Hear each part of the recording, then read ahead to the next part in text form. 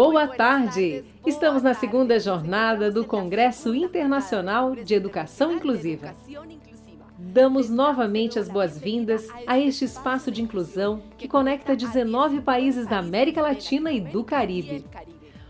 Ontem abrimos a mochila das emoções. Falamos de bem-estar, da realidade do professor. Hoje, vamos encher essa mochila de ferramentas.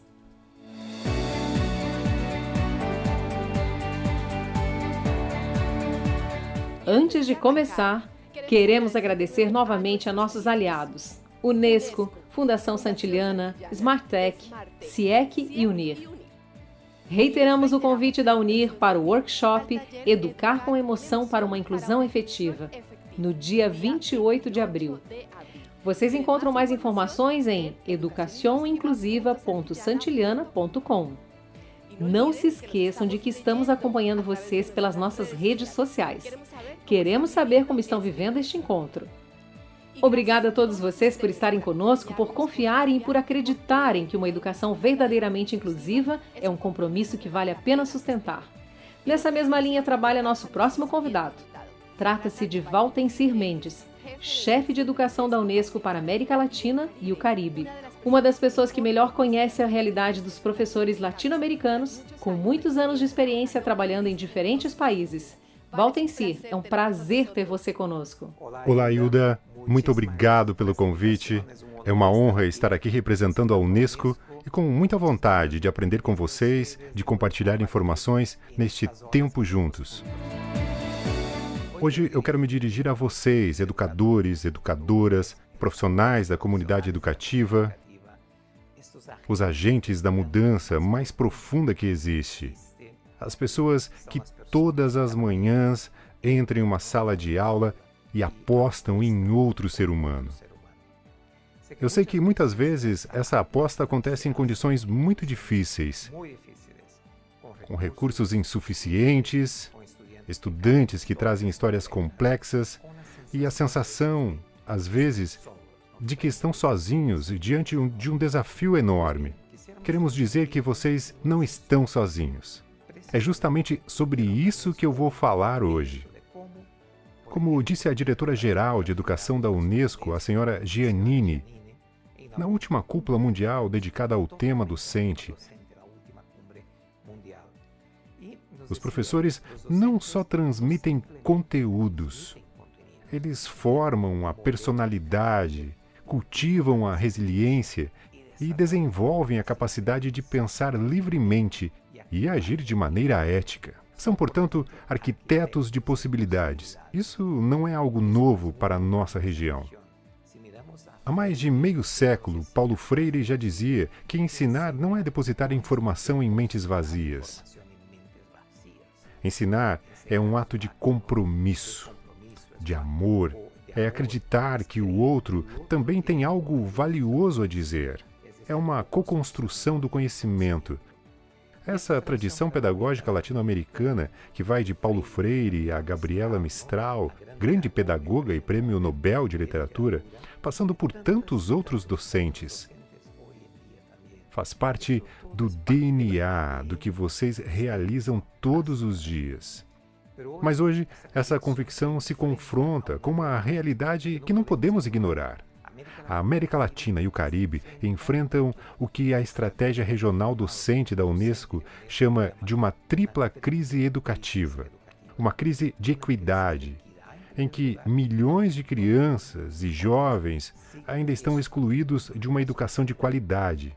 Uma crise de qualidade, em que muitos estão na sala de aula, mas não estão aprendendo. É uma crise de relevância, porque os sistemas educativos ainda não estão preparados para as novas gerações, com as ferramentas que o mundo atual exige, como a inteligência artificial.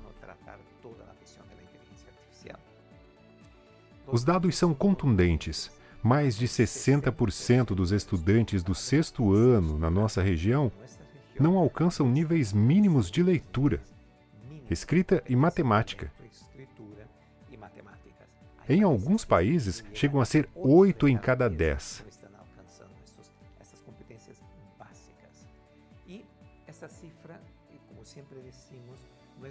Não se trata de um número abstrato. É uma criança em uma comunidade rural que não consegue ler uma história. É uma jovem que não pode interpretar o enunciado de um problema. Em última instância, é uma oportunidade de vida que se fecha cedo demais. E em meio a tudo isso, a região precisa contratar mais de 3,2 milhões de professores qualificados até 2030. Alguns países já alertaram para o possível apagão docente. Mais do que uma estatística, é um sinal de que a sociedade precisa de pessoas como vocês e deve tratá-las bem. Algo que os dados confirmam repetidamente. O fator que mais impacta a aprendizagem, mais do que os aspectos socioeconômicos, é a qualidade do professor. Não são os edifícios, não são os materiais, não são as tecnologias, são vocês. A relação que constroem na sala de aula, o olhar que dirigem aos alunos, nenhuma inteligência artificial pode substituir. É essa convicção de que todos podem aprender que transformam vidas.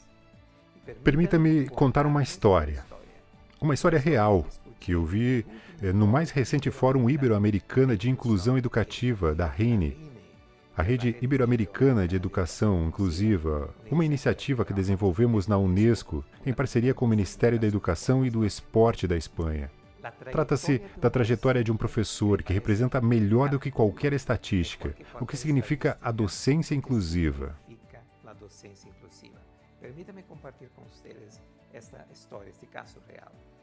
Henrique Amel Chaves é um professor surdo na Bolívia.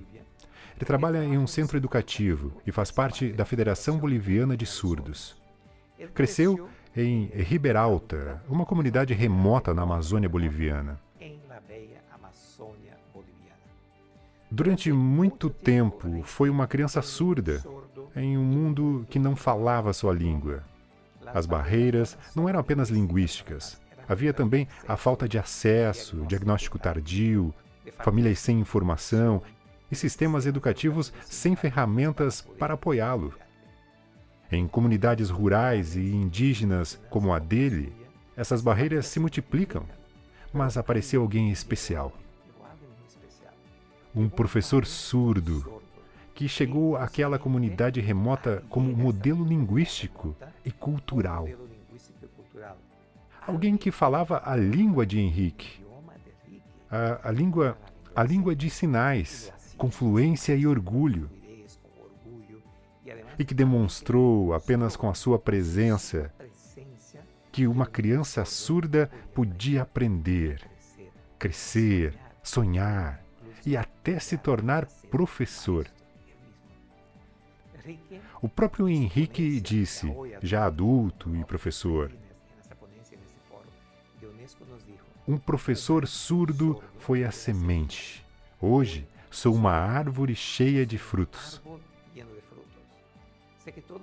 Sei que cada realidade é diferente, mas vocês também podem ser essa semente. Acreditamos que para muitos estudantes, a presença de vocês, a forma como olham para eles, quando ninguém mais faz isso, pode ser exatamente aquilo que precisam para se tornarem essa árvore. Quando digo a vocês, não estão sozinhos, quero ser concreto. No ano passado, a Unesco publicou a Estratégia Regional Docente até 2030.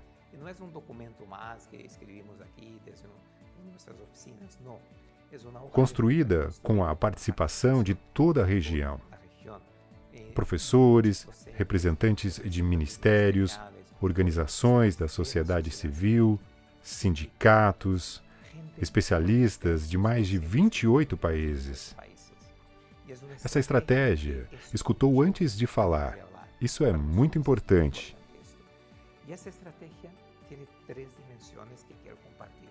Ela se baseia em 3 dimensões interligadas. Formação docente de qualidade ao longo de toda a carreira. profissional, necessitamos ter formação que vá desde o começo até toda a carreira de docente. Segundo, Profissionalização da docência, com todas as garantias de uma profissão, porque não podemos contar só com heróis. É uma profissão, tem que estar com todas as garantias de uma profissão. E a terceira, interconectada com as duas anteriores, Melhoria das condições de trabalho é importantíssimo, do bem-estar docente. Esse também é um dos temas deste congresso. Essas dimensões inseparáveis são faces do mesmo compromisso. A docência precisa ser reconhecida, valorizada e apoiada como a profissão estratégica que é. Ela é o pilar dos nossos países. Para a educação inclusiva, essa estratégia é clara. A formação inicial e contínua deve incorporar pedagogias inclusivas, como o desenho universal para a aprendizagem, que são as competências para o atendimento da diversidade dos estudantes, incluindo pessoas com deficiências, migrantes, integrantes de povos originários. A inclusão não é complemento. Ela deve estar no centro do projeto educativo. Essa estratégia, como sempre dizemos, não está isolada. Ela se articula com diversos documentos da Unesco, que tratam inclusive de temas como a transformação digital para os professores, ou seja, está vinculada a todo o trabalho que desenvolvemos na organização. Além disso, estamos trabalhando junto com a Organização Internacional do Trabalho, em recomendações de um grupo de alto nível, dedicado justamente à profissão docente, que está no coração do sistema da ONU. Portanto, tudo isso está funcionando de forma articulada. Queremos levar essa agenda ao mais alto nível da arquitetura das políticas globais, que não são apenas declarações vazias de princípios, mas compromissos vinculantes, que geram mais financiamento para a educação e mais indicadores que nos permitam melhorar a prestação de contas e entender o que está funcionando e o que não está. A história do Henrique chegou até nós por meio da RINE, essa rede que mencionei que reúne experiências, boas práticas, pesquisas e, sobretudo, comunidade. É uma rede com muitos professores da região. Aí vemos que a história de Henrique chega através desta rede e que cada fórum, cada jornada, cada reconhecimento de inovação, cada intercâmbio mostra que quando os professores se conectam e compartilham suas experiências, o conhecimento não apenas circula, ele se transforma em mudança real e significativa dentro da sala de aula. Já que estamos falando de formação inclusiva, quero compartilhar algo que a pesquisa nos ensina. Porque uma coisa é compreender que a inclusão é importante, outra é saber como levá-la para a sala de aula, como transformar teoria em prática. A professora Marta Sandoval compartilhou nessas jornadas da RINE algo que considero honesto e necessário. Ela nos disse, com base em pesquisas, e que tivemos duas grandes abordagens na formação docente para a inclusão, e que nenhuma delas foi plenamente bem-sucedida. A primeira, historicamente mais difundida, se concentra no conhecimento das características de cada deficiência, em diagnósticos e intervenções altamente especializadas. Esse conhecimento tem valor, mas quando o professor chega em uma sala com 28 ou 35 alunos diferentes, esse conhecimento raramente orienta o que fazer na prática. A segunda abordagem, mais promissora, desloca o foco da deficiência para a aprendizagem de todos. É o que chamamos de desenho universal para a aprendizagem, o DUA. Mas aqui também existem desafios. Com frequência, essa abordagem é ensinada de maneira abstrata, cheia de princípios e teorias, e às vezes muito voltada para o digital. Acaba se tornando pouco acessível para o professor em exercício. Então, o que funciona? O que devemos fazer? Primeira recomendação: formar professores inclusivos, não apenas professores informados sobre deficiência. A pesquisa mostra que a formação mais eficaz em inclusão é aquela que transforma simultaneamente 3 dimensões: conhecimentos, práticas e crenças. A mais difícil de transformar são as crenças. Em geral, existe uma atitude positiva em relação à inclusão, o que é bom. Mas quando chega ao nível prático, ao como faço isso na minha sala de aula, com os recursos que tenho, a situação se torna mais complexa. Não se trata de falta de vontade, e sim de formação e de acompanhamento adequado. A segunda recomendação é desenvolver a autoeficácia. O que isso significa? Um dos fatores mais poderosos na docência inclusiva é o que a pesquisa chama de autoeficácia. A convicção de que é possível fazer.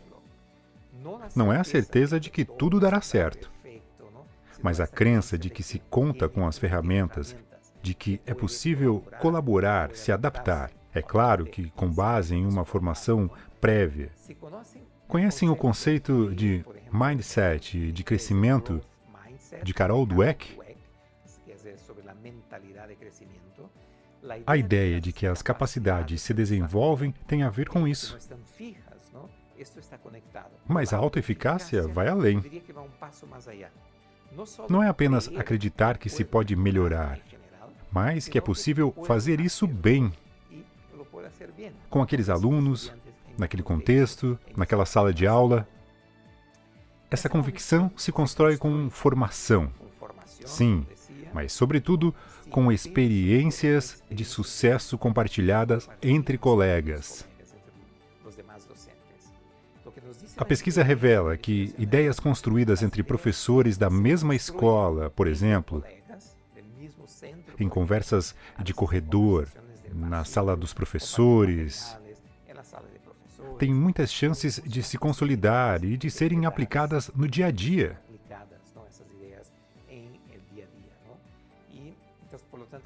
Essa é uma forma de desenvolvimento profissional muito potente. A cultura inclusiva não se pode baixar com um clique. Ela é construída coletivamente. A terceira recomendação é abandonar a questão como faço diferente para este aluno e fazer outra pergunta. A pedagogia inclusiva, como propõe Susan Hart em seu livro Aprendendo Sem Limites, sugere uma mudança fundamental. Em vez de pensar em como oferecer respostas diferenciadas a cada aluno, devemos perguntar: como desenho experiências de aprendizagem de que todos possam participar, em que ninguém fique de fora?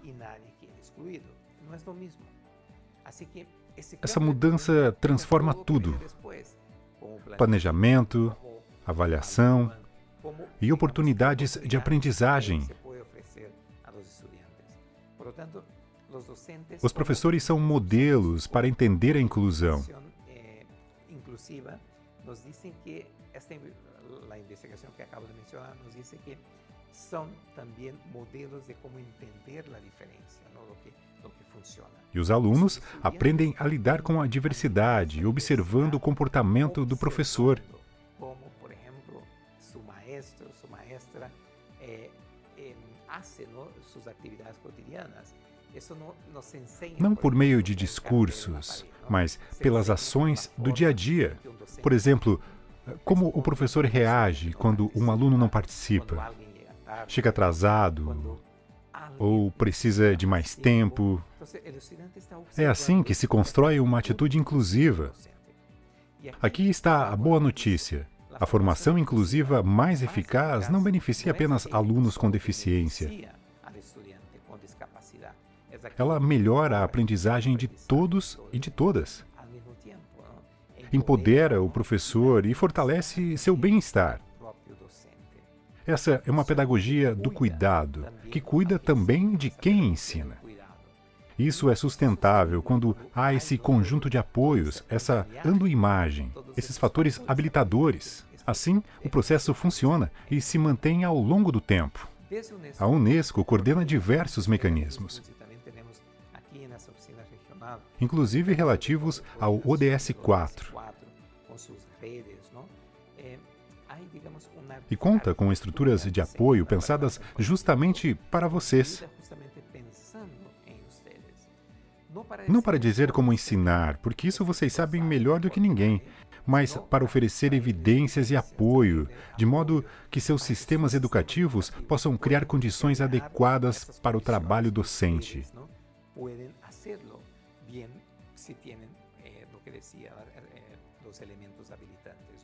Que permitam seguir aprendendo ao longo de toda a vida no profissional. O que pedimos a vocês? Que mantenham o interesse que os trouxe a este congresso, que participem,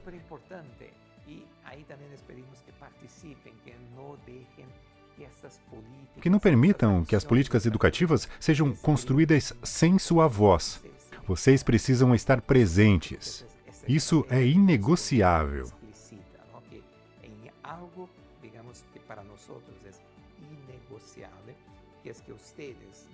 Os professores devem ser protagonistas ativos no desenho, na implementação e na avaliação das políticas educativas.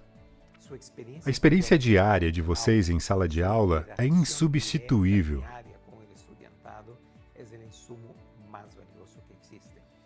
Nenhum experto externo, nenhum experto, digamos, em nenhuma parte pode reemplazar-me.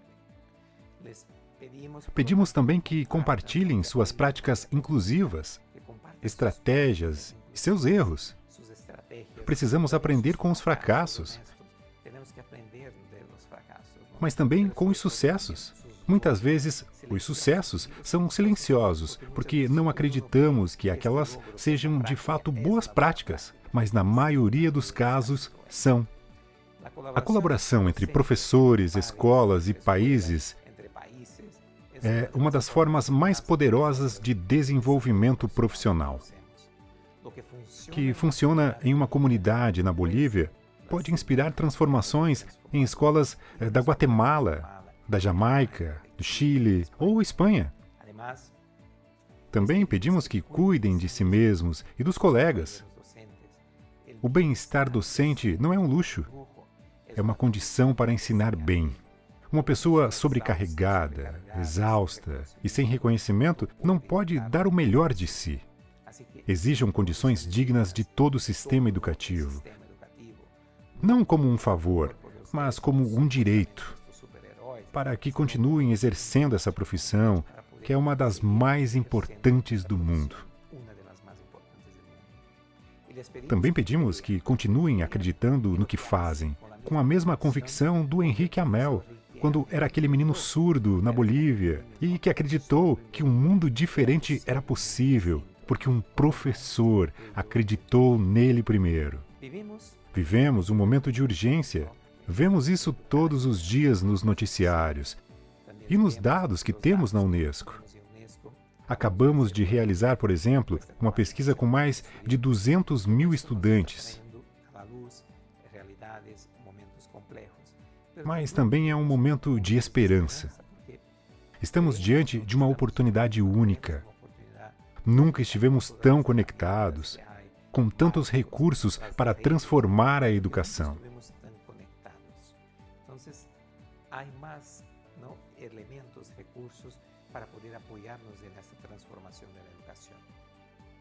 E desde onde estamos, desde nosso contexto. Vocês estão no centro dessa transformação. Não como executores de políticas e pedagogias desenhadas por outros, mas como autores, como quem sabe que a inclusão não é um conceito administrativo, é uma prática cotidiana. é olhar para cada aluno e se perguntar: o que preciso mudar hoje para que este aluno, esta aluna, possa aprender de verdade? Essa é a pergunta diária. A Unesco quer caminhar com vocês na busca de respostas.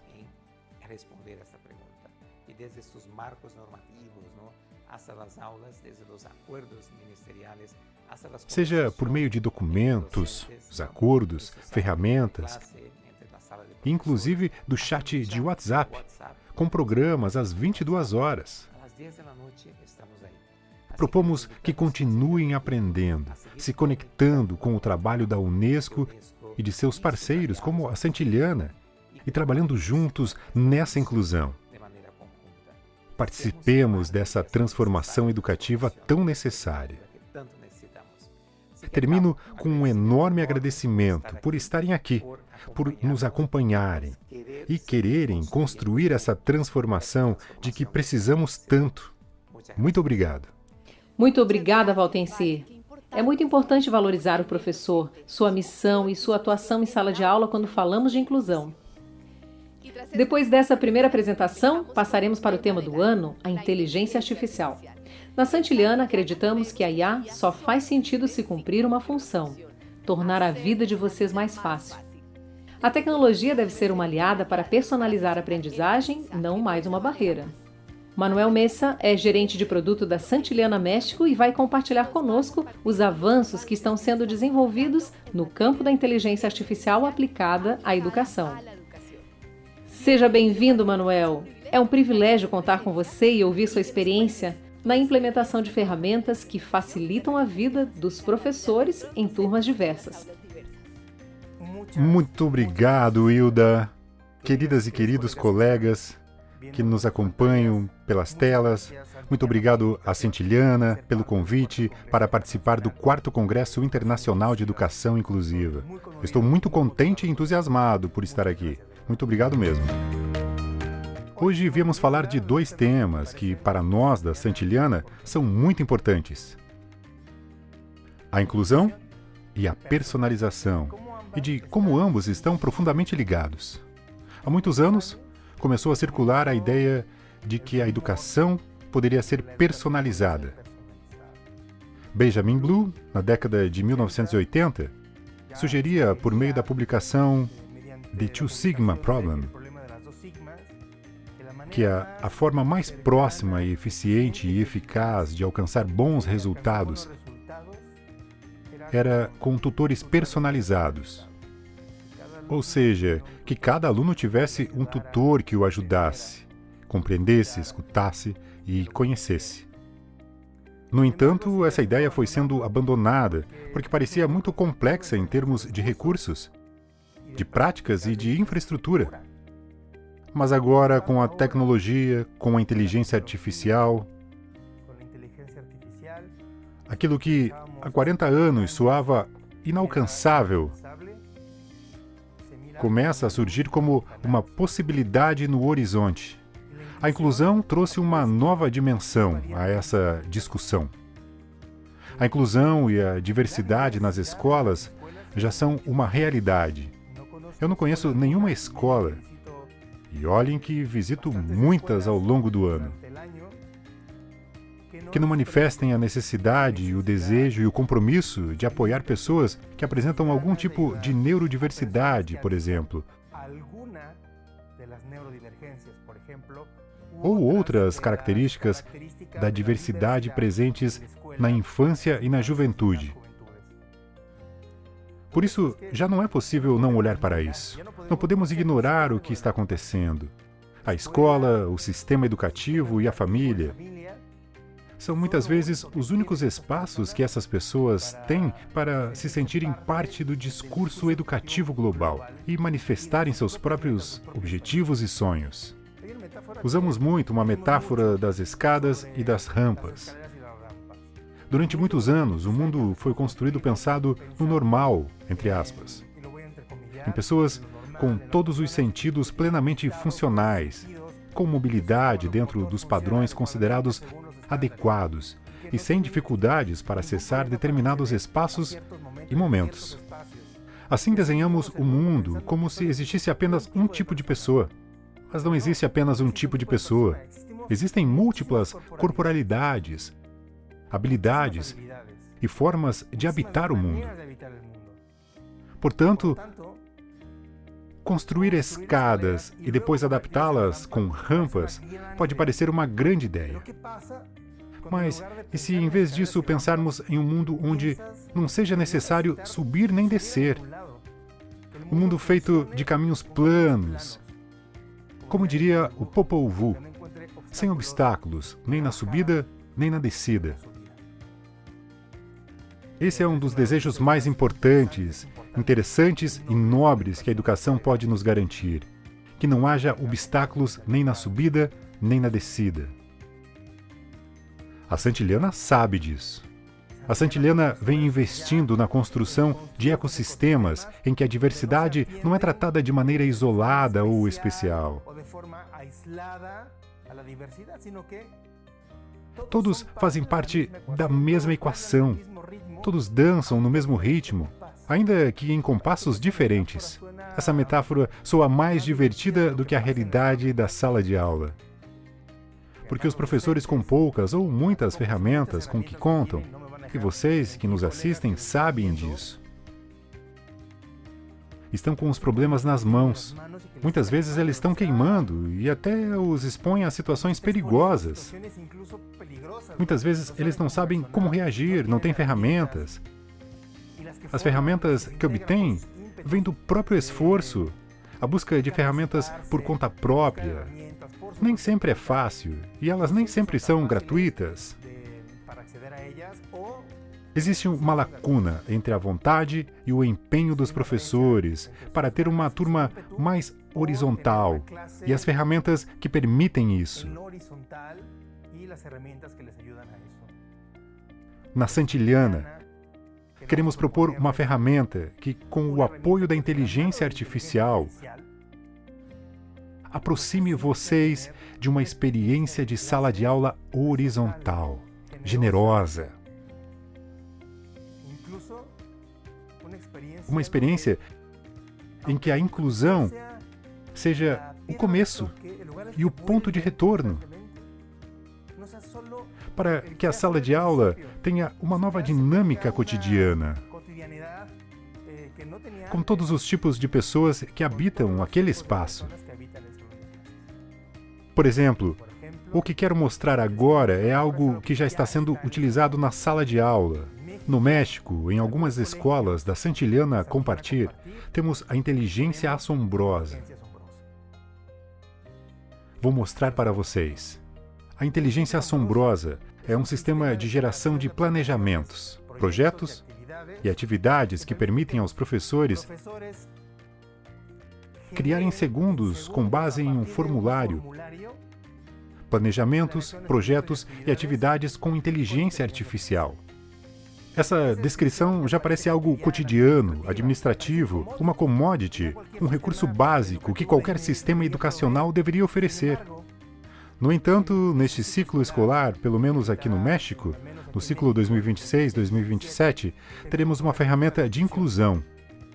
Não para fazer planejamentos ou projetos diferentes para determinados tipos de alunos, mas para planejamentos, projetos e atividades que incluam todas as pessoas que estão na sala de aula, utilizando o desenho universal para a aprendizagem. Vamos ver. Sejam bem-vindos e bem-vindas, colegas, à Inteligência Assombrosa. Eu gostaria de explicar a ferramenta toda, mas vou focar apenas nessa parte que diz inclusão. Destinada a pessoas que estejam em algum ponto do neurodesenvolvimento. Vocês vão ver que temos um aviso legal, um disclaimer, porque isso é muito importante. Esta é uma ferramenta de apoio que oferece segurança e confiança a quem a utiliza. Portanto, não realiza diagnósticos nem substitui de maneira alguma a recomendação de um especialista.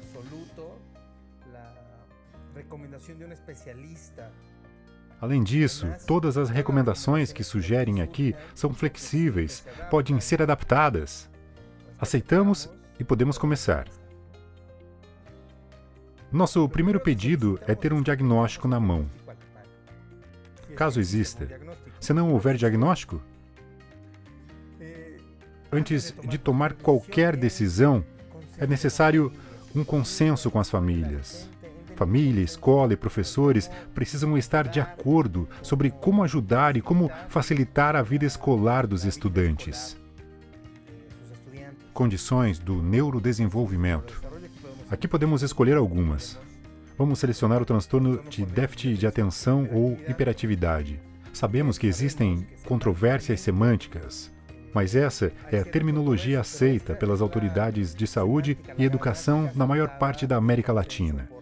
A gravidade ou o tipo de manifestação mudam conforme a condição selecionada antes. Aqui os aspectos que queremos considerar e os recursos disponíveis.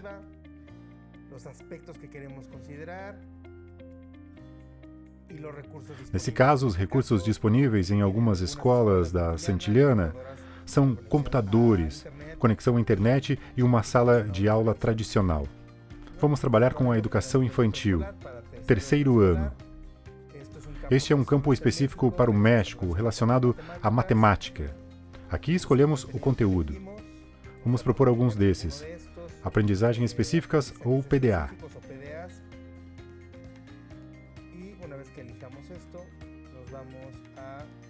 Depois, passamos para a seleção do eixo articulador, que também é uma exigência curricular no México.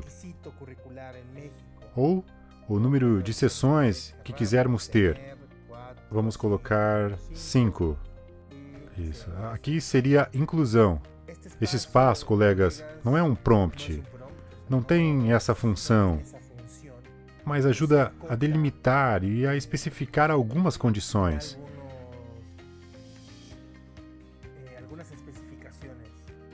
Por exemplo, em um grupo de 10 meninos e meninas,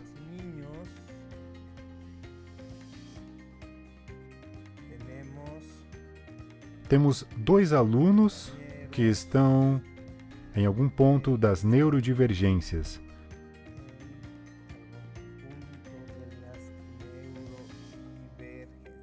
Tudo isso está sendo feito ao vivo, colegas. Estou usando inteligência artificial em tempo real. Então, mantenham boas energias, por favor, para que funcione bem. Deveria levar menos de 45 segundos. Mas nunca se sabe, a internet é traiçoeira. Então, levantem as mãos e mandem boas vibrações para que funcione. Viram? Esta ferramenta tem um objetivo curricular de planejamento, de criação de projetos ou de estratégias didáticas, mas sempre com uma abordagem de inclusão.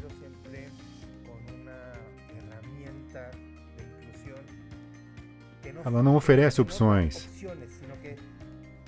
Ela gera um planejamento que contemple todos os alunos. Não abre exceções. Por isso, utilizamos o desenho universal para a aprendizagem. Na Santillana, levamos muito a sério o estudo, a formação e o desenvolvimento profissional constante. Por isso, nos dedicamos a estudar a inclusão, especialmente o desenho universal para a aprendizagem, e como aplicá-lo na criação de uma ferramenta como esta. E agora ela está prestes a gerar o planejamento. Pronto.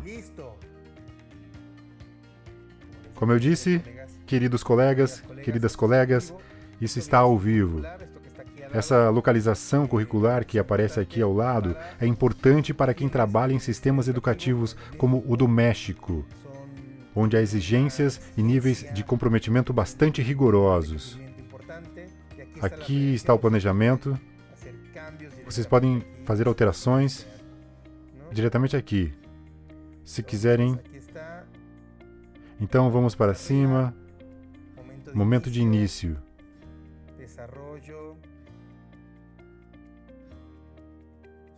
desenvolvimento, materiais, critérios de avaliação, algumas indicações sobre como incluir pessoas que vivem com TDAH em cada sessão.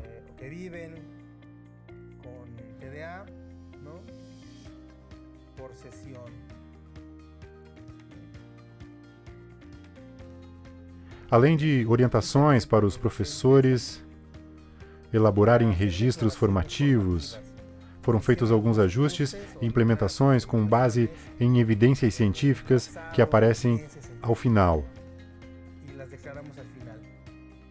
Se vocês quiserem baixar isso em Word ou PDF, podem fazer sem problema, em qualquer editor de texto. O mais importante é que vocês já tenham o planejamento feito em 45 segundos. Pronto, isso é a inteligência assombrosa. Uma ferramenta como essa que acabamos de ver me lembra um trecho do poema de Goethe, o chamado O Aprendiz de Feiticeiro. Nesse poema, que depois inspirou uma bela adaptação cinematográfica por uma famosa empresa de animação.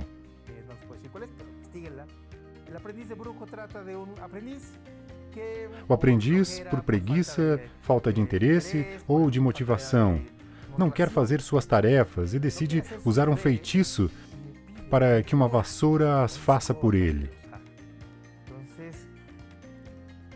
Ele utiliza todo o pouco conhecimento que tem de magia para lançar um feitiço e delegar suas obrigações à vassoura. Mas o feitiço, o prompt, a tecnologia é usado para substituí-lo. Foi um caos. Quem se lembra do filme ou conhece o texto de Goethe sabe que a vassoura começa a se multiplicar. Forma-se um verdadeiro exército de vassouras que vão causando um desastre. Elas inundam o quarto, prendem o aprendiz, o encurralam. Ele tenta se livrar da situação, procura retomar o controle, mas tudo aconteceu porque ele deixou a tecnologia, nesse caso a vassoura, substituí-lo. O mais bonito dessa história é quem resolve o problema. O mestre. O mestre retorna, entra no espaço cheio de autoridade, de potência humana, de conhecimento, e interrompe o desastre. Na repreensão, ele diz: você fez errado. A lição é outra. O importante é não delegar aquilo que é importante, fundamental para você. Não devemos delegar à inteligência artificial a proximidade, o espaço humano, o cuidado.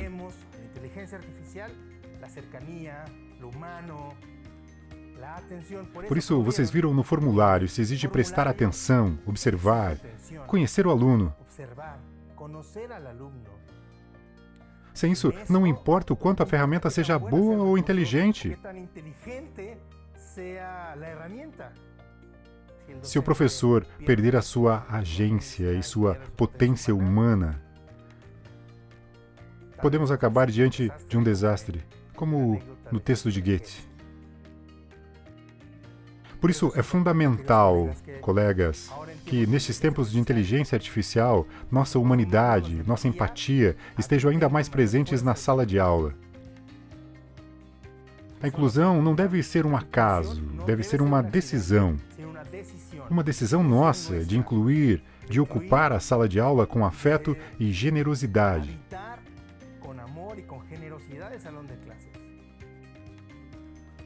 Por isso é essencial que essas ferramentas sejam utilizadas com conhecimento, generosidade e o acompanhamento necessário.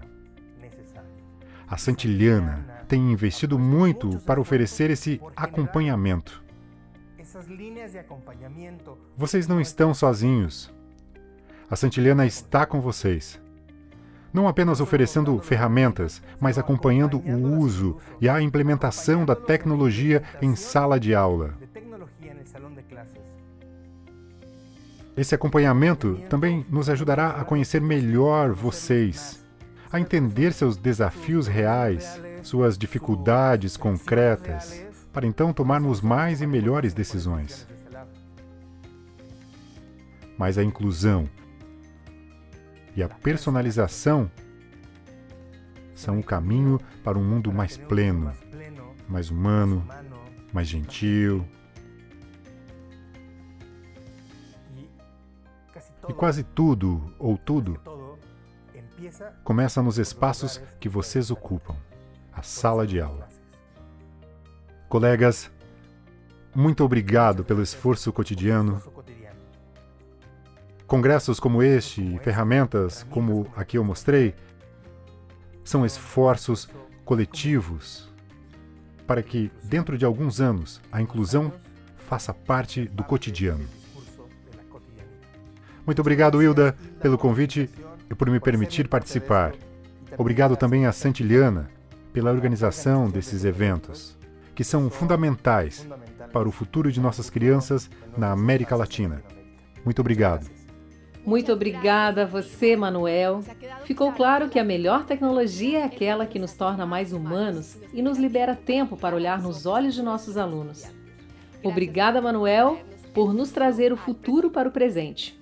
Agora vamos para Porto Rico, porque queremos apresentar uma iniciativa muito interessante do ponto de vista da inclusão.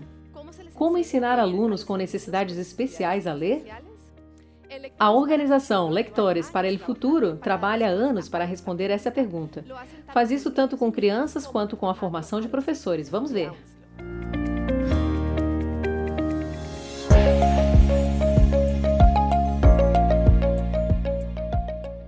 Ensinar a ler de maneira inclusiva exige levar em consideração os estudantes que têm dificuldades de leitura. Sabemos que fazer isso de maneira explícita e estruturada beneficia todos os alunos, mas é fundamental para aqueles que apresentam dificuldades. As avaliações do PISA mostram uma realidade preocupante. Na América Latina, menos da metade dos adolescentes atinge níveis básicos de leitura. E sem leitura, não há acesso real à aprendizagem. Lectores para el Futuro é uma organização sem fins lucrativos dedicada a fortalecer o ensino da leitura por meio do desenvolvimento profissional de professores. Em nossos espaços de formação, compartilhamos práticas pedagógicas baseadas em pesquisas. Além disso, oferecemos sessões de intervenção em inglês e espanhol para estudantes que apresentam dificuldades em habilidades relacionadas à leitura. Também certificamos professores na metodologia Wharton Gillingham, em inglês, voltada para quem deseja oferecer intervenções individualizadas a seus alunos. A equipe do Lectores desenvolveu a metodologia Wharton Gillingham em espanhol. Atualmente, estamos concluindo o segundo ano da fase piloto. A experiência tem sido muito positiva e esperamos disponibilizar em breve o programa de certificação de professores em espanhol para países de língua espanhola. Uma América Latina em que todas as crianças possam ler é possível. Para mais informações, recomendamos que nos sigam nas redes sociais. Somos Lectores para el Futuro e estamos transformando vidas por meio da leitura.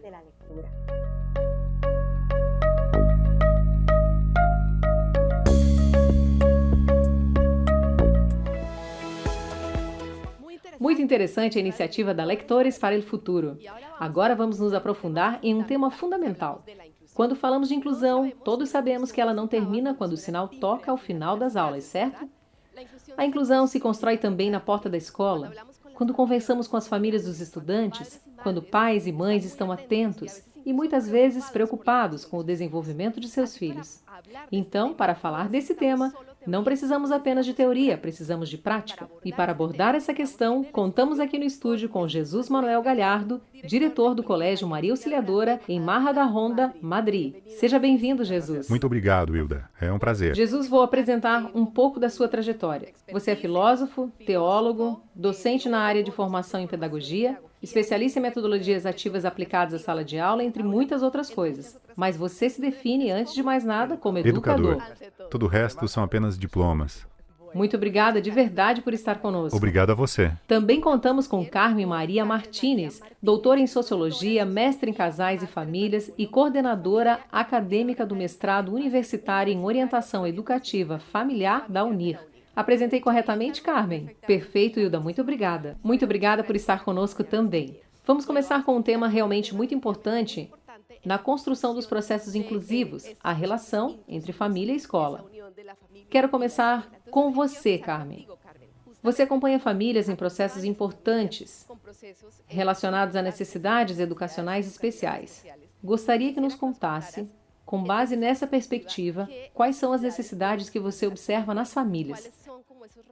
Quais são as demandas, as perspectivas das famílias para o atendimento a essas necessidades especiais? Eu diria uma, que é a comunicação. Explico brevemente por quê. A comunicação traz significado. Devemos entender que os seres humanos são seres relacionais, ou seja, precisamos dos outros. Para viver, para lidar com o cotidiano, precisamos de vínculos. Vínculos que nos conectem às outras pessoas. Portanto, cuidar desses vínculos, cuidar da comunicação, é de certa forma até uma estratégia de marketing. Por quê? Porque precisa haver essa retroalimentação entre professores e profissionais que acompanham e orientam as famílias e as próprias famílias. Para quê? Para que haja conhecimento do que está sendo trabalhado de um lado e das necessidades das famílias, suas preocupações e expectativas. Como se constrói esse vínculo, Jesus? Bom, acho que existe uma palavra fundamental para que família e escola caminhem juntas: confiança. Os pais fazem um enorme ato de confiança quando entregam aquilo que tem de mais valioso, seus filhos. As pessoas que estão ali na escola, muitas vezes, sem saber exatamente quem são. Se não houver confiança, não se constrói o vínculo. E a educação é uma questão de vínculos. Sem vínculo, não há educação. Por isso, família e escola precisam caminhar juntas. No fim, quem sai ganhando é o aluno. O vínculo mais importante não deve ser apenas entre professores e famílias, mas também entre os próprios alunos. Porque, às vezes, quando falamos de inclusão, esquecemos também que precisamos formar crianças inclusivas dentro da escola. Sem dúvida. Nesse sentido, como conseguimos fazer com que toda a comunidade educativa esteja consciente desses processos de inclusão? Muitas vezes há famílias que sentem que seus filhos podem ser prejudicados no processo de aprendizagem se houver um aluno com necessidades especiais na turma. Como lidar com isso? Encarando como uma oportunidade, não como uma pedra no caminho. Precisamos pensar em termos de compartilhar energias, de buscar sinergias, de construir pontes. Por quê? Porque somente por meio dessas relações, vamos perceber tudo o que os outros podem nos oferecer e o que nós podemos oferecer a eles. Se colocarmos barreiras nisso, não funcionará. Como eu comentava antes, Hilda, essa comunicação e essa união, no final das contas, significam crescer em um princípio de solidariedade. Esse princípio de solidariedade é muito importante. Concordo plenamente com o que você disse. Além disso, Carmen, existe um ponto muito importante que às vezes deixamos de lado: educar a tribo. Quero dizer que não basta que o professor de apoio ou especialista trabalhe com a criança. Ela está inserida em um ambiente com outras crianças. Às vezes, tenho a impressão de que o neurotípico está supervalorizado. Se quisermos uma visão realmente inclusiva da diversidade, precisamos considerar também o aluno que tem dificuldade em uma disciplina, não apenas aqueles que têm um diagnóstico, porque, infelizmente, às vezes, parece que só olhamos para os diagnósticos para trabalhar com a diversidade. Mas o olhar precisa ser mais amplo, mais aberto. Vou dar um exemplo bem claro. Em uma escola como a minha, onde temos crianças com autismo, com estereotipias e outras dificuldades. Elas aprendem a se relacionar e levam isso na sua bagagem para a vida.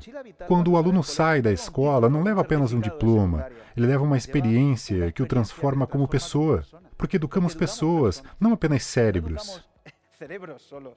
Então é fundamental que existam mais alunos que tenham tido contato com a diversidade, para que possamos construir uma sociedade mais inclusiva.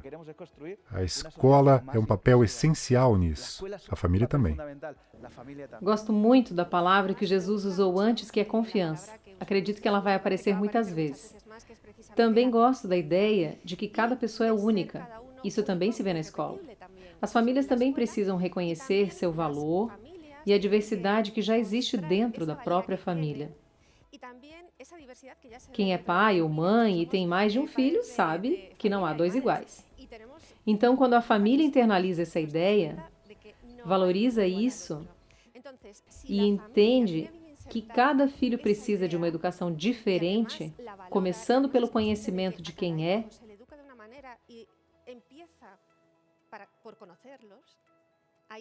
ela também passa a entender que a escola faz exatamente o mesmo com crianças que vêm de contextos familiares variados. Claro. E falando dessa confiança que você mencionava, qual a importância de construir confiança em uma escola como a que você dirige, onde há diferentes tipos de necessidades? Como se forma ou como se apoia os professores para atenderem a todos? Eu gostaria de ter uma fórmula perfeita, uma receita que pudesse ser aplicada em qualquer lugar, mas a realidade é de tentativa e erro. Você pode ser especialista em autismo, mas depois chega uma criança com autismo, com sua história, seus hormônios, sua bagagem, sua vida, e você precisa adaptar o que sabe a essa realidade. Quem mais conhece essa criança? A família. Por isso, mais do que reuniões formais, é preciso criar encontros reais de acompanhamento, momentos de diálogo verdadeiro sobre aquela criança específica. É assim que conseguimos, de fato, atender a uma diversidade ampla. Ou seja, o especialista entende de diversidade, mas os pais são especialistas no próprio filho. Se não houver essa convergência, estamos falando de coisas completamente diferentes. Exatamente. Além disso, dentro de cada diagnóstico existem muitas diferenças. O que os educadores podem fazer muito bem ao trabalhar com as famílias é justamente desconstruir uma ideia comum nas famílias. Meu filho tem o diagnóstico A, então será assim. Meu filho tem o diagnóstico B, então será assado. Não. Seu filho será quem ele é, como foram seus avós, porque também há herança, há temperamento, e ao longo do tempo a personalidade dele será desenvolvida. Aquela condição não define completamente a pessoa, ou seja, ela não ficará presa a esse rótulo para sempre. Por isso é importante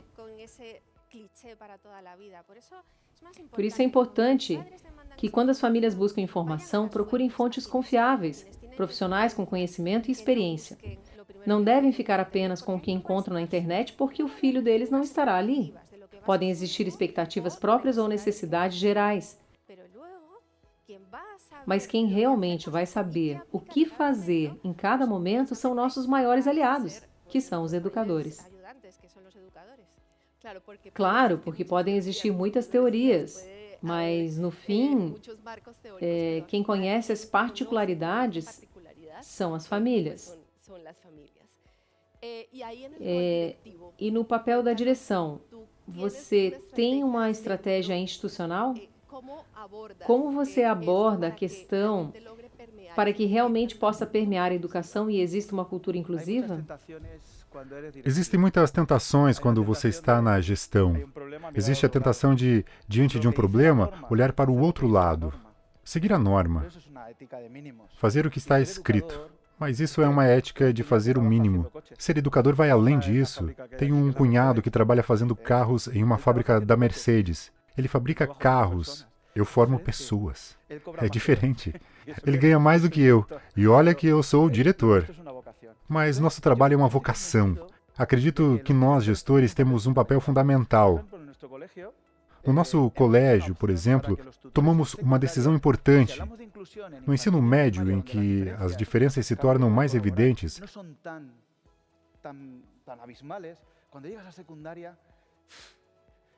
os professores precisam ter uma sensibilidade especial, caso contrário, não funcionam bem. Na educação infantil e no ensino fundamental, as crianças não são tão marcantes. Então, há muitos anos, na nossa escola, criamos um plano para que os professores não sejam apenas especialistas em uma disciplina, para que se formem e possam ensinar diversas matérias. Assim, eles passam mais tempo com os alunos. Quanto mais tempo você passa com eles, mais você os conhece e mais você gosta deles. Como dizia o nosso fundador Dom Bosco, a educação é uma tarefa do coração. Que interessante essa pergunta que você fez a Jesus sobre as equipes de gestão. Por quê? Porque as famílias também percebem quando existe coesão. Essa coesão faz com que as coisas funcionem e que as famílias tenham um ponto de apoio ao qual recorrer. Quando veem que as equipes funcionam, quando veem que os professores estão bem coordenados e que, além disso, sabem como motivar os alunos. Eu enfatizaria essa união. Isso tranquiliza as famílias. Trata-se de transmitir o projeto educativo e permitir que as famílias o recebam de maneira completa. Porque às vezes, e aqui voltamos ao ponto inicial, essa comunicação falha. Frequentemente as escolas fazem muitas coisas, enormes esforços que não chegam a ser plenamente conhecidos pelas famílias. Por isso eu falava no início que isso também é, de certa forma, uma estratégia de marketing. Dizer, é isso que seus filhos vão aprender, essas são as expectativas que temos, esses são os meios de que dispomos. Podemos alcançar ou não, mas é o que está sendo proposto. Também é muito positivo que as famílias possam acompanhar esse processo aos poucos. Se houver altos e baixos, não há problema. São apenas novos caminhos que vão se abrindo nesse processo de aprendizagem. Mas o mais importante é saber que algo está sendo feito. Há muitas famílias que contam com profissionais de educação, de saúde. São pessoas já familiarizadas com esse universo. Mas também precisamos pensar nas famílias que vêm de outros contextos, de outras experiências. Por exemplo, famílias que não sabem para que serve um fonoaudiólogo, qual é a função do professor de apoio, qual é o papel de tantos profissionais envolvidos. Por isso é importante que tudo seja explicado em uma linguagem simples, cotidiana e, sobretudo, que essas famílias também possam participar das ações que os profissionais desenvolvem para compreender melhor. Por parte dos profissionais, aproveito para incentivar todos os educadores que estão nos assistindo. Proponho também pequenas atividades para serem feitas em casa, ou seja, o trabalho realizado na escola ou em outro âmbito profissional, seja ele qual for, também deve poder ser reproduzido com recursos simples, no cotidiano da família, sem gerar estresse. Aqui eu gostaria de defender os professores e educadores. É verdade que estamos muito bem preparados para trabalhar com os alunos, mas o marketing ainda é um desafio para nós. Neste século em que a comunicação é tão importante para conhecer e escolher melhor, talvez esse seja um ponto que precisemos desenvolver. Os gestores deveriam investir mais em formação nesse campo, porque, de fato, dá muita tranquilidade às famílias saber que está sendo feito. Quanto mais se comunica, melhor. Acredito que a verdade é o que nos leva aos melhores resultados. Sim, abrir-se um pouco mais, não só para comunicar às famílias que já fazem parte da escola, mas também ao restante da comunidade. Temos um impacto no contexto em que atuamos. Carmen, você mencionou algo muito importante. Há famílias que têm mais ou menos familiaridade com diagnósticos. O que acontece quando há dúvidas? Vimos professores se perguntando, isso é TDAH ou apenas uma criança muito ativa? Estou sobrecarregado ou meus alunos realmente têm necessidades específicas? Como as famílias podem esclarecer essas dúvidas com o professor, que é quem está mais próximo? Perfeito, ótima pergunta. Eu diria que o primeiro passo é adotar uma postura acolhedora. Trata-se de um novo universo para muitas famílias, muitas vezes inesperado. Então, o primeiro passo é dar as boas-vindas. Elas têm um filho, não um problema. É importante introduzir esse processo com uma abordagem positiva, explicando que será necessário o apoio de diferentes profissionais, não apenas para encaminhamentos, mas para uma atuação coordenada entre todos, e essa coordenação é essencial. Se um aluno, e o Jesus pode confirmar isso, precisa de algo específico, ele também terá outras demandas. Então, compreender essa rede e esse contexto é fundamental. Outro ponto muito importante é mostrar às famílias qual será o papel delas. Porque elas continuam sendo família. A família é o lar, o suporte de tudo que essa criança vai aprender. Volto então a destacar a confiança. Você disse que a família tem um filho, não um problema. Mas muitas vezes, quando recebe um diagnóstico, é um balde de água fria. Como acompanhar esse momento? As famílias passam por pequenos lutos.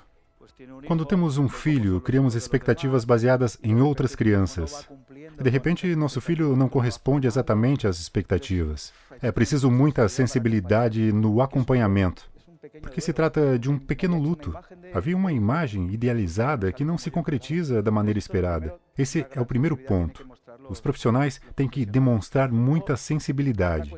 Depois, há outra questão importante, especialmente do ponto de vista da gestão. Na contratação de profissionais, devemos buscar pessoas que não tenham apenas excelência acadêmica, mas também alguma formação na área de atendimento à diversidade. Às vezes pensamos que não, mas isso é possível. Assim como se pede que falem inglês, e costuma haver muita exigência nesse aspecto. Por que não cobrar também a formação em inclusão? Toda a aprendizagem surge de uma necessidade. Se houver necessidade, vão aprender. Por que não contratar, então, educadores que não tenham também uma formação ou uma pequena experiência nesse âmbito? Bom, seria o ideal. Mas nem todas as escolas têm a possibilidade de contratar esses perfis. Precisamos jogar com as cartas que temos. Em vez de usar a inteligência artificial para criar fotos bobas, vamos fazer algo interessante. Podemos criar um curso. Podemos nos formar entre nós. O diretor também pode liberar os professores 2 horas para que vá conhecer uma escola que está trabalhando com esse tema. Isso nós podemos fazer, conhecer boas práticas, não nos fecharmos dentro de nossas escolas. É muito importante ter consciência de que o que fazemos com um aluno repercute em toda a sociedade, no país, no mundo. Muitas vezes nos limitamos a não dá, não é possível. Mas primeiro é preciso querer. Se não for por um caminho, buscaremos outro. Talvez eu seja otimista demais, mas eu estou vivendo isso. Se uma escola consegue, todas podem fazer. É isso mesmo. Gostei muito de como Jesus descreveu esse momento inicial de comunicação do diagnóstico. De fato, é um luto. Muitos pais, ao receberem a notícia, passam a ver o filho de modo diferente. Mas fala-se pouco da felicidade que vem depois. É uma felicidade construída com desafios, com dificuldades. Uma ideia bonita e realista que podemos transmitir às famílias e que é possível passar de lágrimas de tristeza para lágrimas de alegria. Será necessário apoio, será necessário contar com essa tribo de que falou Jesus. Muitas vezes o futuro é visto como uma nuvem escura que vem na nossa direção, mas eu prefiro vê-lo como um horizonte para o qual se vá.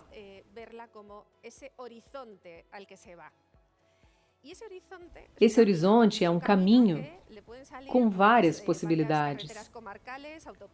Você explicou isso muito bem, Jesus, porque é exatamente assim. Do que aquele aluno vai precisar, de quais meios dispomos para que ele aprenda, ele também pode aprender outras coisas. É como abrir uma caixa de surpresas e pensar, nossa, eu não imaginava que ele pudesse fazer isso, mas ele faz. É melhor do que as expectativas que tínhamos. Não se trata de alcançar um padrão, mas de desenvolver o potencial de cada pessoa. Que bonito isso que você disse.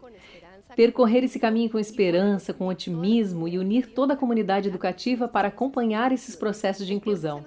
O tempo está acabando, eu adoraria continuar esta conversa porque temos muito mais a abordar. Espero que possamos fazer isso em outra oportunidade. Mas antes de encerrar esta conversa, gostaria que cada um deixasse 3 ideias-chave, tanto do ponto de vista das famílias quanto das escolas. Eu diria segurança. A segurança que as famílias precisam ter, baseada no reconhecimento. Porque isso também será uma forma de comunicar a todos os professores aquilo que as famílias vivem. Isso também será um motor para os próprios professores educadores, justamente para fazerem melhor seu trabalho e adquirirem essa experiência de que Jesus falava antes, essa intuição. Depois eu diria realismo. Não estabelecer objetivos que não serão cumpridos, e sim metas que possam ser alcançadas, e pedir a colaboração das famílias. É preciso ter um certo nível de exigência, inclusive com relação aos próprios alunos, que têm essas necessidades educacionais especiais. E, por fim, eu diria alegria. Uma alegria saudável, uma alegria, volto a dizer, realista. Não é um caminho fácil, mas mesmo depois do esforço e das batalhas do dia a dia de cada família, é possível ser alegre. Eu diria, eu vou falar olhando para a câmera, porque os professores precisam aprender bem. Humildade, tribo e olhar. Humildade, você sabe muito sobre sua especialidade e sobre sua disciplina, mas quem mais sabe sobre a criança é a família. Alegria. Seja humilde, escute e deixe-se orientar por isso. Tribo. Não basta que os professores estejam sensibilizados, que o especialista esteja sensibilizado, se as crianças não estiverem sensibilizadas. Nos momentos no pátio, nas excursões, no recreio, elas se sentem sozinhas, porque o professor inclusivo não está ali. A inclusão é responsabilidade de toda a comunidade. E o olhar. Amplitude do olhar. O neurotípico está supervalorizado. O fundador da nossa instituição, Dom Bosco, dizia que queria as crianças com 3 S's. Saudáveis, sábias e santas. Saudáveis mental e fisicamente. Que maravilha é educar todas as crianças, porque todas têm suas necessidades, sábias, cada uma até onde pode chegar, cada uma dando o que pode. Mas quantas pessoas saudáveis e sábias conhecemos que são más e fazem o mal? Precisamos também da terceira dimensão, que sejam santas, que sejam boas. Se saírem assim da escola, seja qual for o seu cérebro, teremos alcançado algo. Então, professores, isto é apaixonante. Hilda, você me permite acrescentar mais uma? Claro, Carmen! As palavras de Jesus foram muito motivadoras. Quero acrescentar uma 4ª ideia. Eu diria às famílias. E me atrevo também a dizer àqueles que as acompanham. Que sejam prudentes, mas que também sejam corajosos. Corajosos, nesse caminho e nesse percurso que nos espera. Muito obrigada por nos acompanharem. Obrigado pela oportunidade que a Santiliana nos dá de trabalhar esse tema, ao qual é preciso dar muita visibilidade. Somos essa tribo. No fim das contas, somos tribo. Eu também quero agradecer a Santiliana. Obrigada, Hilda. Obrigada, Jesus. E a todos que nos escutaram com atenção e vontade genuína de melhorar nesse caminho. Nesse caminho que é um amplo percurso. Muito obrigada, Carmen. Muito obrigada, Jesus, por terem nos acompanhado e contribuído com perspectivas tão importantes. Ouviremos agora a última palestra do nosso congresso. Tatiana Luiz, fundadora do Centro Autismo em Positivo e uma das principais vozes sobre autismo no mundo hispânico. Seu relato é de uma pessoa que transformou a inclusão em sala de aula em seu projeto de vida. Ela começou sua carreira profissional no mundo corporativo na Espanha e hoje dirige um centro de apoio a crianças e famílias com necessidades especiais em Santiago, no Chile. Boa tarde, Tatiana. Você poderia nos contar como foi essa mudança de vida? Obrigada, Hilda. Obrigada pela gentil apresentação. Tudo bem com vocês? Eu sou Tatiana Luiz e estou super feliz de estar aqui no 4º Congresso de Educação Inclusiva da Santillana. Para mim é uma honra e um privilégio. Desde o primeiro momento, não hesitei um minuto em aceitar participar, especialmente com vocês que estão interessados em construir uma educação cada vez mais inclusiva e participativa para todos. Eu estou aqui basicamente porque tenho uma história pessoal que me mobilizou e, na verdade, mudou completamente a minha vida. Eu venho do mundo corporativo. Era uma pessoa extremamente estruturada, planejada e estava com a vida bastante bem encaminhada. Eu tinha até uma planilha de Excel onde anotava as idades em que queria obter determinadas conquistas. Até que um dia a vida decidiu me surpreender e eu me tornei mãe. Mãe não apenas de uma criança, mãe de uma criança autista.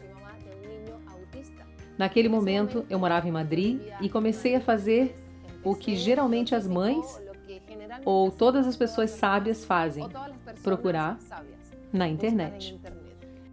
Fui encontrando uma enorme quantidade de informações.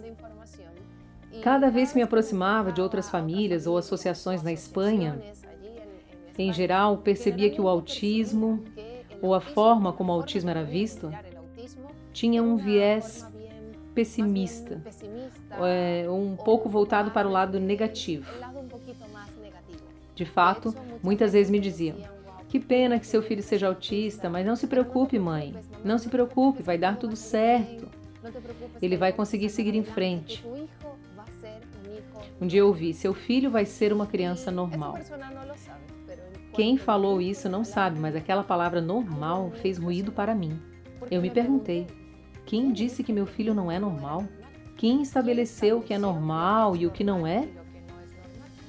A partir dali, tive certeza de que não queria transformar meu filho em uma criança neurotípica, em uma criança igual às outras. Eu adorava como ele era, adorava sua forma única de existir no mundo. Como não consegui encontrar naquele momento algo que dialogasse com a minha maneira de ver a vida, decidi estudar e abrir, eu mesma, meu próprio caminho. Foi assim que fundei o Centro Autismo em Positivo, porque eu queria compartilhar, queria ajudar e comunicar às outras pessoas, à comunidade, que existe uma maneira bonita, acolhedora de entender e de compreender a neurodivergência.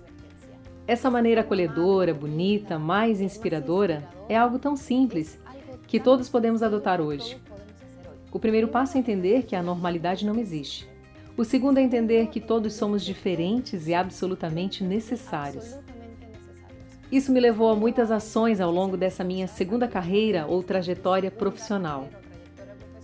Hoje, um ano depois de ter me mudado para o Chile, celebro o primeiro aniversário do meu centro, o Centro de Atendimento à Diversidade do Autismo em Positivo. Nós nos dedicamos justamente a ajudar famílias, profissionais, escolas, instituições, empresas a compreender que a neurodivergência não é um erro, mas sim uma forma maravilhosa e única do ser humano. Então hoje, nesse 4º Congresso de Educação Inclusiva, estou muito feliz por poder oferecer a vocês algumas ferramentas que sei que, como docentes, vão valorizar. Quero levá-los um pouco ao nosso passado, à nossa história, porque não podemos compreender o presente nem agir no presente sem entender a história, muito menos a história da humanidade. Não sei se vocês sabiam, mas há mais de 300 mil anos o ser humano vivia em uma caverna. Isso mesmo, dentro de uma caverna. Passamos muitos e muitos anos lá. Até que um grupo de pessoas começou a sair da caverna, a explorar. Eram pessoas bastante diferentes das demais, pensavam de modo diferente, tinham interesses distintos da maioria. Elas se questionaram e disseram: o que haverá lá fora? O que acontecerá se eu combinar isso com aquilo? Com base em evidências científicas, hoje sabemos que se tratava de pessoas com um cérebro diferente, ou seja, neurodivergentes. Graças a elas, o ser humano pôde evoluir, sair da caverna, valorizar e desenvolver habilidades incríveis que nos diferenciam das demais espécies. Resumindo, graças à diferença, nós seres humanos podemos evoluir. Acho isso incrível, porque quando percebemos que a diferença no cérebro das pessoas produz resultados maravilhosos, podemos enxergá-la e acolhê-la de outra maneira. Atualmente se fala muito de termos como neurodivergência, neurodiversidade, autismo, dupla excepcionalidade. Sei que as redes sociais estão cheias de conceitos e muitas vezes esses conceitos podem estar um pouco misturados ou seus significados talvez não sejam suficientemente rigorosos. Vamos estabelecer algumas bases. Em primeiro lugar, o que é neurodiversidade e o que é neurodivergência? A neurodiversidade é o conjunto de todos os cérebros humanos, ou seja, os mais de 8 bilhões de cérebros que existem neste momento no planeta Terra fazem parte da neurodiversidade. Estima-se que nesse conjunto entre 15% e 17% sejam um pouco diferentes. Chamamos esse grupo de cérebros diferentes de neurodivergentes. Isso porque sua estrutura, seu funcionamento, sua forma de se conectar é diferente. Diverge do que é majoritário. Vamos chamar os cérebros majoritários de neurotípicos ou simplesmente típicos. Atenção, neurotípicos, não neuronormais ou neurocorretos. Os demais vamos chamar de cérebros neurodivergentes, ou seja, que divergem do que é majoritário. Se eu perguntar a todos vocês que estão aqui conectados, qual dos dois grupos de cérebros é o correto? Provavelmente vão me dizer, todos são corretos, ou nenhum é correto. Acredito que aqui podemos ter uma opinião unânime. Não existe nenhum cérebro melhor do que o outro. Não há um que seja correto e outro que seja incorreto. Acho que todos estamos conscientes disso. No entanto, embora saibamos disso, nossas práticas, nossas decisões nos levam em outra direção. Se acreditamos que ambos os tipos de cérebro são corretos, que ambos devem ser aceitos, por que investimos tanto tempo, recursos, energia e dinheiro em fazer com que o grupo divergente se pareça mais com o neurotípico? Meu Deus, Tatiana, não, isso que você está dizendo é impossível. Eu jamais faria isso. Jamais buscaria que um cérebro divergente se parecesse com um típico, porque ambos são corretos. Pois bem, vamos fazer algumas perguntas. Tenho vários chapéus. Hoje vou colocar o de mãe. Porque mães, pais, cuidadores levam crianças para terapias de fonoaudiologia, por exemplo. Provavelmente a intenção é que falem como os demais. Por que levamos as crianças para terapias de habilidades sociais? Porque queremos que se comportem ou que tenham habilidades sociais como os outros. Ou seja, embora saibamos que o cérebro delas também é correto, que merece estar no mundo e ser celebrado, nossas decisões e ações caminham na direção oposta. Isso cria uma dissonância, uma incoerência muito forte em um coletivo. Neste caso, o coletivo neurodivergente, que de fato sofre a discriminação de maneira sistemática e repetitiva e muitas vezes nem percebemos. Hoje eu vou ficar feliz se você sair daqui levando pelo menos essa ideia. A normalidade não existe. O que é normal para você provavelmente não é normal para a pessoa que está ao seu lado, mesmo que vocês morem juntos, trabalhem juntos ou tenham a mesma idade. Muitas pessoas já me disseram em palestras ou quando converso com famílias: Tati, o normal é o que a maioria faz? Talvez hoje eu possa desconstruir esse conceito ou essa crença se você pensa assim. Se acreditamos que o normal é o que a maioria faz, então provavelmente na Espanha deveríamos comer arroz com as mãos, porque grande parte das pessoas no mundo comem com as mãos. Em certos países, esse costume é plenamente aceito e não necessariamente se encaixa em nossa própria ideia de normalidade. A normalidade é um conceito bastante abstrato e particular e depende muito do ponto de vista. Hoje eu gostaria de ajudar você a mudar seu olhar com relação à neurodivergência. Como isso se traduz na escola? Infelizmente, estamos em 2026 e ainda vemos salas de aula ou um sistema educativo pensadas para um único tipo de aluno. Um aluno normativo. Um aluno que consegue ficar sentado por um longo período, por exemplo. Um aluno que escreve, um aluno que usa suas palavras para falar, para se comunicar, por exemplo. Um aluno que não precisa se movimentar muito, por exemplo. Um estudante que compreende códigos sociais, talvez mais ou menos implícitos. A verdade é que, vou dizer, embora você já saiba, esse aluno não existe. A neurodivergência já é uma realidade. Não se trata de algo que só acontece nas redes sociais, ou com aquela mãe que tinha aquele filho, ou algo que simplesmente seja uma moda.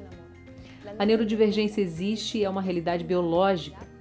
Entre 15% e 17% das pessoas e dos alunos terão necessidades educacionais especiais. Não estou falando apenas de autismo, estou falando de outras neurodivergências, como altas habilidades, TDAH ou déficit de atenção. Não gosto muito desse termo, mas é o mais conhecido. Dislexia, dispraxia, descalculia e muitas outras. É uma realidade. Nós, como adultos, principalmente se trabalhamos com educação, precisamos garantir o acesso à educação para todas as pessoas, para todos os estudantes. Somos conscientes de uma realidade inegável. O professor, em sala de aula, quer fazer o melhor possível. Ele que está ali com aquele grupo de alunos em que há crianças neurodivergentes se sente cansado. Já ouvimos de tudo. Vocês têm toda a razão. Não há recursos suficientes, não há tempo, há muitos diagnósticos. Parece que agora todos os alunos precisam de um diagnóstico. Muitas vezes, os professores não estão preparados. Quando estudaram na universidade para se tornarem professores, eles não foram preparados para promover uma participação real dos alunos neurodivergentes.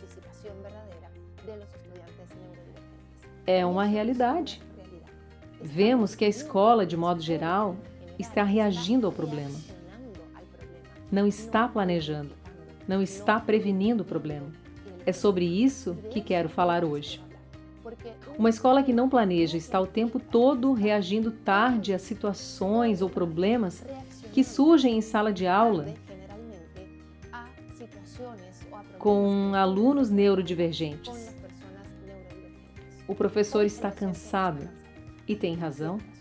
A inclusão não é uma responsabilidade individual, é uma responsabilidade coletiva. É uma responsabilidade de todo o sistema que precisa mudar. Eu sei que você não precisa de mais diagnósticos para agir. Você quer ferramentas práticas. Vou mostrar um pouco do material que preparei e que vou apresentar mais adiante. Mas já há ações práticas que você pode começar a fazer por conta própria hoje mesmo, se quiser, ou amanhã, dentro de sua sala de aula, para construir um espaço muito mais participativo e inclusivo para todos. Então, deixo aqui uma pequena lista com algumas recomendações. Por exemplo, primeiro, reduz os estímulos desnecessários. Às vezes não percebemos, mas há excesso de ruído, excesso de cores. Olhe para as paredes da sala de aula e tente deixá-las o mais simples possível. Eu sei que acontece, sobretudo com crianças pequenas, em que os professores gostam de ter espaços muito coloridos, cheios de materiais produzidos pelos alunos, etc. Mas podemos, por exemplo, escolher uma parede da sala para concentrar todo esse material e deixar as outras um pouco menos carregadas visualmente. Isso é muito importante e você vai ver que ajuda muito. Segundo, tem um espaço de regulação disponível. Tati, minha sala é muito pequena, não tem espaço, não consigo. Não é preciso ter grandes espaços nem muitos recursos. Talvez um cantinho com uma almofada, talvez algumas mantinhas, algo confortável. Isso já ajuda. Não só para os alunos neurodivergentes, mas para todos que em algum momento precisarem fazer uma pequena pausa para se reorganizarem sensorialmente. Use apoios visuais para se comunicar. Nem tudo precisa ser falado. Muitas vezes nós adultos ficamos o tempo todo falando. Mas lembre-se de que até nós, que falamos o tempo inteiro, usamos outros recursos visuais, como as figurinhas no WhatsApp. Uma figurinha comunica muito mais do que muitas palavras, não é? Usamos emojis, usamos fotos. Então, amplie também a forma de se comunicar com seus alunos por meio desses recursos visuais. Você vai ver que ajuda muito. Isso me leva à próxima recomendação. Dê instruções curtas, divididas em partes. Muitas vezes, os alunos neurodivergentes não estão ouvindo apenas você. Estão ouvindo também as vozes das outras crianças, os sons do ambiente, percebendo a luz, a temperatura. Há muitos estímulos, portanto, quanto menos, melhor. Também é muito importante verificar a compreensão sem expor a criança diante de todos. Ou seja, não é dizer, Pedrinho, você entendeu? Você me entendeu? Eu me expliquei bem. Repetir isso em voz alta, na frente de todos, pode gerar um pouco de vergonha na criança e acabar expondo-a como alguém que não entendeu, como os colegas. Então, se possível, aproxime-se, fique na altura dela e use algum gesto de cumplicidade para garantir que a instrução foi compreendida. Acima de tudo, sempre antecipe. Quanto mais antecipação você usar, quanto mais estruturada sua aula for, melhor. Por quê? Porque um cérebro neurodivergente precisa de previsibilidade. O cérebro neurodivergente é alérgico à incerteza. Portanto, quanto mais estrutura e mais antecipação você oferecer, mais garantirá que aquele aluno estará tranquilo, regulado e poderá usar sua energia para atividades mais desafiadoras, como socializar ou aprender algo que lhe exige mais. Agora, as duas últimas recomendações que considero muito importantes porque fazem parte da nossa nova normalidade, digamos assim. Fale sobre a neurodivergência como algo absolutamente normal. Falar sobre neurodivergência deveria ser tão natural quanto falar de plantas, animais, árvores, comida ou do que você fez no fim de semana. Não devemos falar de neurodivergência apenas quando acontece algo negativo, quando uma criança se desregula ou ocorre alguma situação que deixa a turma com dúvidas. Vamos falar também dos aspectos positivos. Por exemplo, uma ótima ideia: use referências que sejam neurodivergentes. Vou revelar um dado muito importante. Muitas pessoas que criaram modelos educacionais ganharam prêmios importantes, como Gabriel Garcia Marques, que recebeu o Nobel de Literatura. Criadores de tecnologia, da internet, inventores, muitos nomes da arte e da música foram pessoas neurodivergentes. Falamos deles pelas suas obras, mas não mencionamos seus cérebros, sua neurodivergência. Então, vamos valorizar que muitos dos avanços da humanidade aconteceram graças a pessoas neurodivergentes. Como eu disse antes, criar uma sala de aula participativa não é uma responsabilidade individual, mas coletiva. O coração de uma sala de aula inclusiva e participativa nasce no planejamento, não apenas na reação ou nas soluções de última hora. Desde o início, no modo como planejamos o ensino e aprendizagem, já estamos sendo participativos. Por isso, existem referências tão importantes como o desenho universal para a aprendizagem. Assim como na arquitetura se aplica o desenho universal para tornar os espaços acessíveis, nós, como responsáveis pela educação de todas as crianças, também deveríamos considerar o DUA o coração de nossa sala de aula. É algo muito importante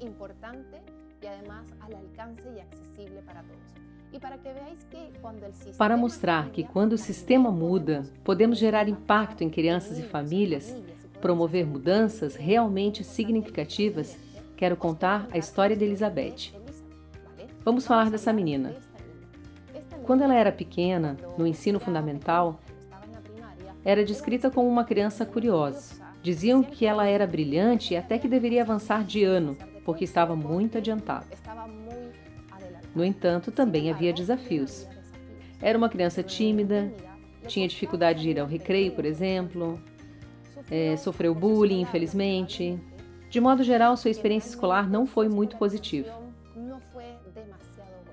A professora chamava a mãe ia à escola, era sempre a mesma coisa. Ela era forçada a sair para brincar, tinha que escrever, que ficar sentada o tempo todo, precisava seguir determinadas instruções e as normas de uma escola tradicional. No entanto, essa menina teve a sorte de encontrar uma professora que decidiu fazer algo a mais. Essa professora percebeu suas necessidades e entendeu que provavelmente ela não precisasse sair para o recreio, que sentia como uma selva, ao contrário das outras crianças. Então fez mudanças simples. Permitia, por exemplo, que a menina ficasse no recreio com ela, que entrasse na biblioteca mesmo quando não estivesse aberta para os demais alunos. Até lhe dava algumas tarefas para que estivesse sempre na companhia de um adulto, justamente para evitar os episódios de bullying. Também houve outra alteração simples, mas que mudou completamente a vida da menina. A escola permitiu que ela fizesse avaliações diferenciadas das dos colegas. Às vezes, a menina tinha dificuldade para escrever e terminar todos os trabalhos. Então, atividades escritas eram intercaladas com outras orais. Ela também tinha muita dificuldade com as artes, como pintar, recortar. Aos 8, 9, 10 anos ainda não sabia usar a tesoura. Então, aquela professora concluiu que talvez recortar não fosse tão importante e parou de pressioná-la para isso.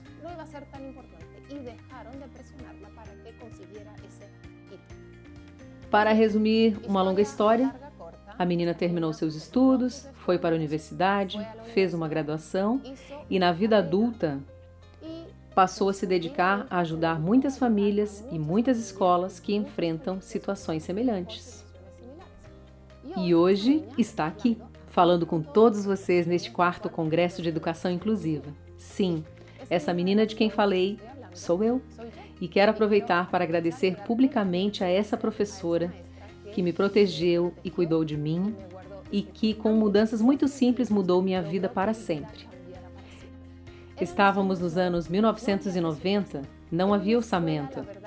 A escola estava em um contexto bastante vulnerável.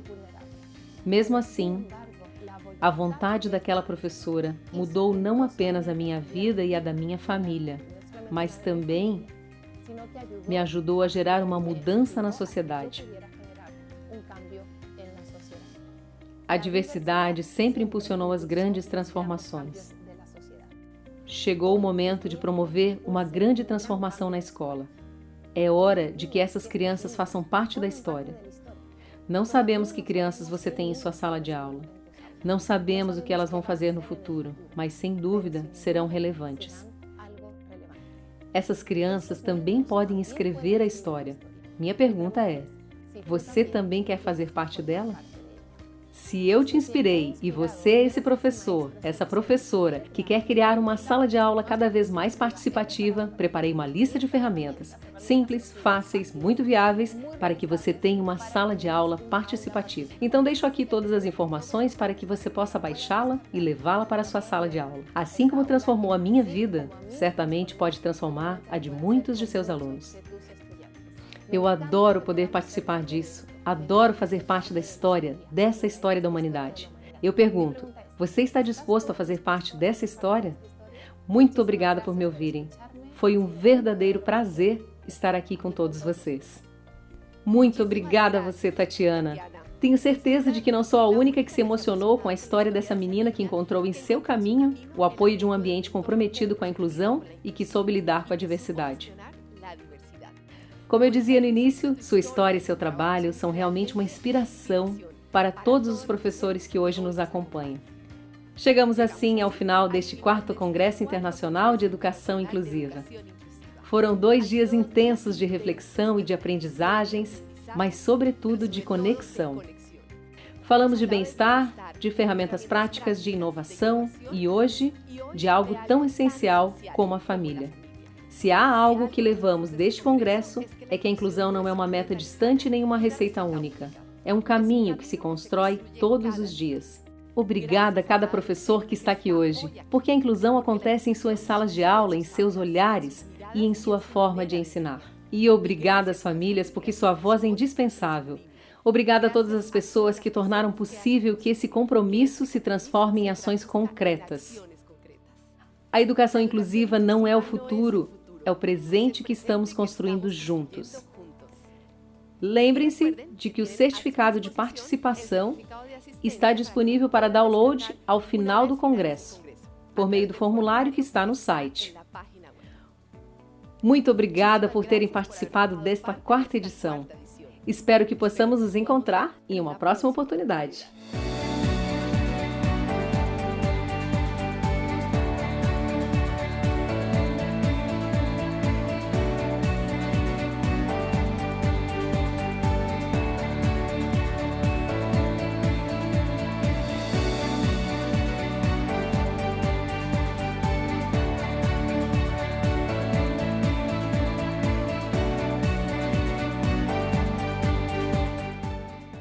Às vezes acreditamos que a educação muda com grandes reformas, novas metodologias, novas tecnologias, novas palavras. Mas a verdadeira transformação começa em algo muito mais simples.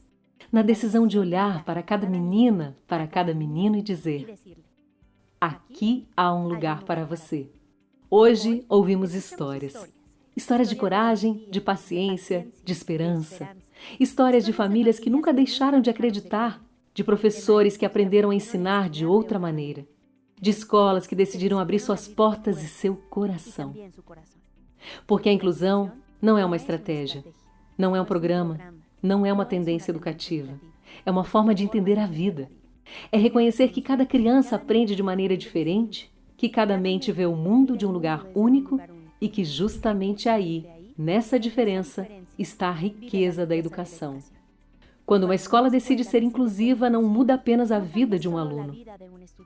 Muda a maneira como todos nós aprendemos a conviver. As crianças descobrem que ajudar é algo natural, que a empatia se aprende, que a diversidade não nos separa, e sim nos torna mais humanos. O maior aprendizado deste encontro está em uma certeza que hoje compartilhamos. Nenhuma escola é de fato grande se deixa alguém de fora. E que a educação mais poderosa não é a que ensina a competir, é a que ensina a pertencer. Porque quando uma criança ou um menino encontram seu lugar, encontram sua voz, encontram sua confiança e encontram a possibilidade de sonhar. Quando isso acontece, não muda apenas a história de cada um, muda o futuro de todos. Obrigada por acreditar, obrigada por abrir caminhos, obrigada por lembrar que educar não é apenas ensinar conteúdos. É construir um mundo onde todos tenham um lugar. E esse mundo começa na sala de aula.